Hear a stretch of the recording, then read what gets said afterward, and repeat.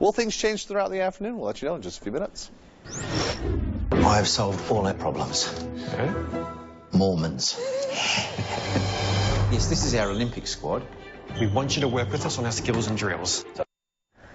Okay, well, the Spirit of the Game is in theaters right now. It's about Mormon missionaries that helped prepare Australia's basketball team for the 1956 Olympic Games. And we are lucky to have actor Aaron Jakubenko, who plays Delisle Condi in the film, and he's here to talk about the film with us. Thank you so much for being here. Thanks for having me. It's great to be here. Your accent is so, you know, I mean, in Utah, we don't get many Aussies. Wounds you just with the accent, I know. To it all morning. What a troublemaker, eh? I know.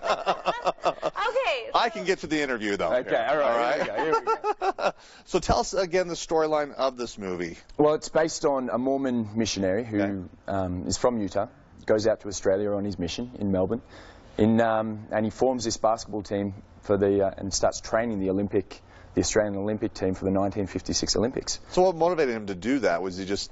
Well, he wasn't getting in the doors with his faith. Message? Okay, yeah, his message. So his father suggested, and I guess in his own way, he decided that this was a good way to outreach to the Australian people.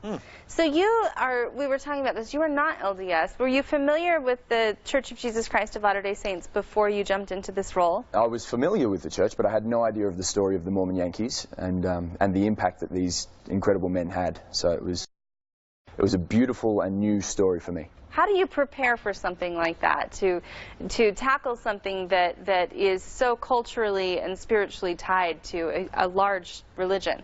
Sure. Well, I grew up in a Christian family, but in regards to acting, the last few roles that I've played, either side of this, were quite dark.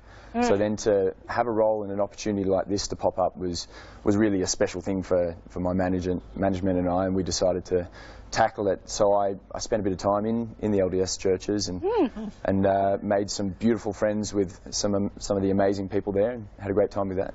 Interesting. What did you enjoy most about this role that caused you to go, I really enjoyed playing this? Yeah, well, the basketball team, the boys, they just became some of my greatest friends, and I think any time you're forced under such a short period of time to perform with these guys, you do bond in some way or the other, so it was great.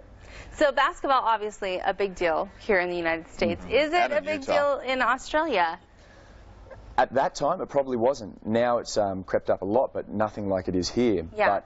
But these people, they inspired a huge rise in basketball in Australia, and one of the men, Lindsay Gaze, who is attached to this a little bit as well, he is known as the father of basketball in Australia. Wow. Yeah, and a lot of that is to do with this. Yeah. They were inspired by this. Well, we have an Australian players on the Utah Jazz. We've had Australian players on the University of Utah team. So yeah, it's definitely has grown and become quite its impact even here towards Utah. So absolutely. Yeah. And what do you hope people quickly take away from this? Well, I think it's a story about finding your voice and your passions, and then you're not sacrificing who you are to achieve that. And so I think if people can take that away, and I'll be a happy man.